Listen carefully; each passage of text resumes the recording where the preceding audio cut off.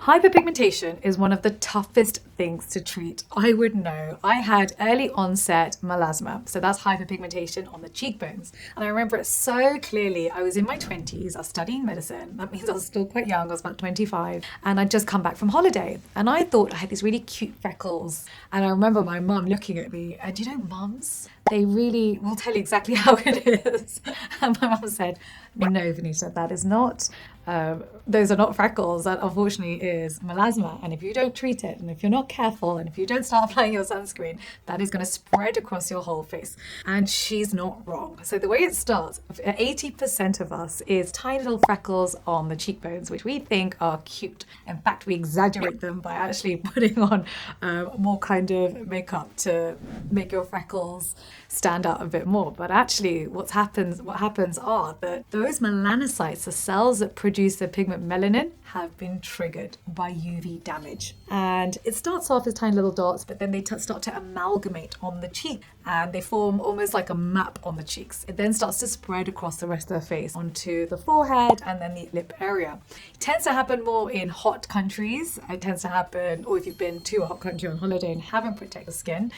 And it tends to happen in skin of color. Skin of color means that we have larger melanocytes, those cells, to trigger. Now, the problem is that a lot of the products on the market can actually make your hyperpigmentation worse because they're formulated for Caucasian skin. And this is the reason I actually created this whole channel. I'm a doctor, but also a cosmetic formulator specifically for skin of color. So I'm going to tell you which ingredients to use and which ones maybe to sidestep. One thing you probably know by now is that a lot of the products on the market that say that they treat hyperpigmentation aren't very effective. The reason is that the percentage actives tend to be too low. They don't tend to be in the therapeutic index for hyperpigmentation for skin of color.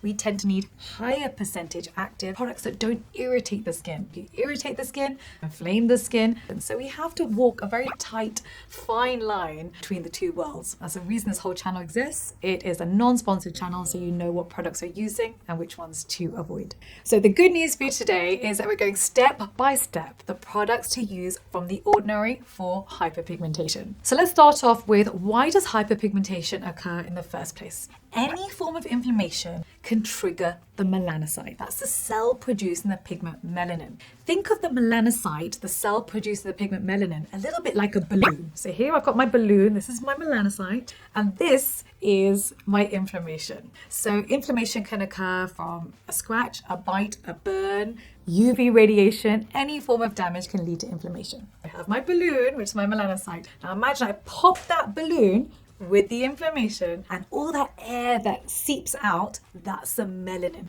Melanin seeps out into the skin cells around it, comes to the surface, and now you see hyperpigmentation.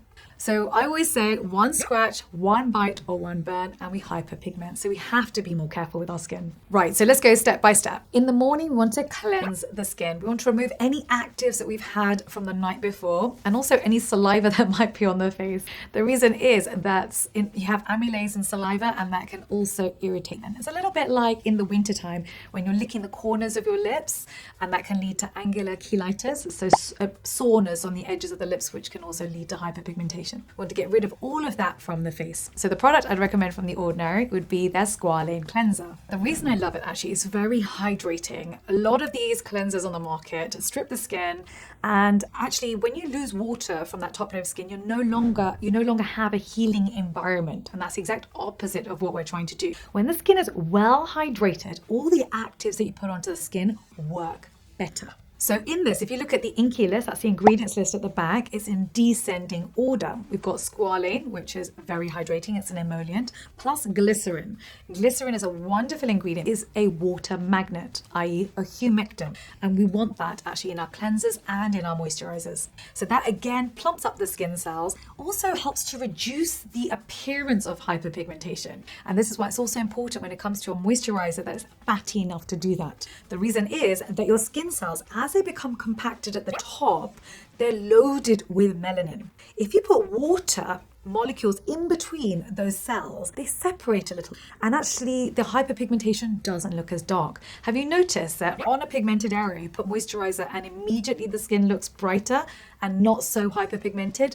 That's the reason why. The second step in your morning routine is your alpha-arbutin. Go for 2%. This is where the clinical studies are based at. So alpha-arbutin is a tyrosinase inhibitor. Tyrosinase inhibitors are essential. I know it's a really long word, but let me explain to you what's going on here.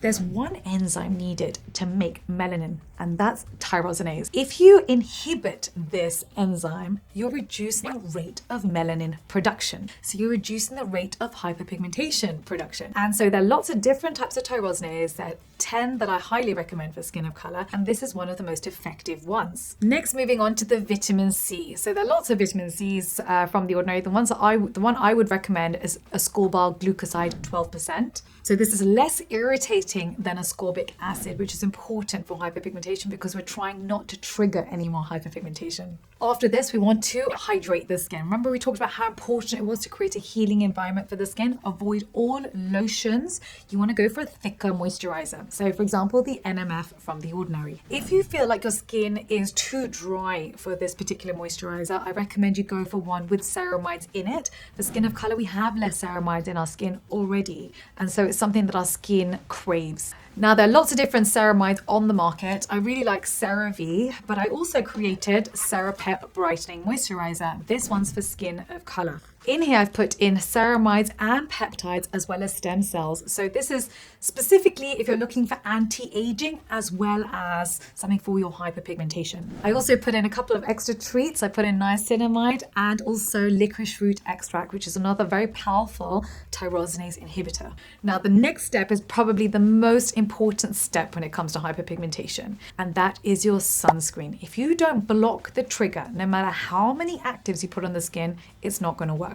And so what you want is SPF 50 PA4 pluses. Now what PA4 pluses means is that you're getting full protection of your UVA rays. See, SPF 50 relates to your UVB rays, the rays that burn. Easy way to remember it is UVA, A is for aging, and also more likely to lead to cancer, UVA rays, whereas UVB rays lead to burns. So it's all well and good talking about burns, and burns are very important because again, if you burn, you are more likely to lead to skin cancer. But UVA is the silent rays. You don't see it happening. It's invisible. You don't burn with it, but it's damaging the DNA. And so actually we want broad spectrum, meaning PA4 pluses, to make sure we're fully protected. Now, The Ordinary doesn't do a sunscreen at the moment, and I always recommend a mineral over a chemical sunscreen because it's anti-inflammatory. So I created a mineral sunscreen for you. This gives you SPF 50 rating, PA4 pluses with 0 white cast. And that's something that's obviously important for skin of color. I also put in a few extra treats. I've given you blue shield protection.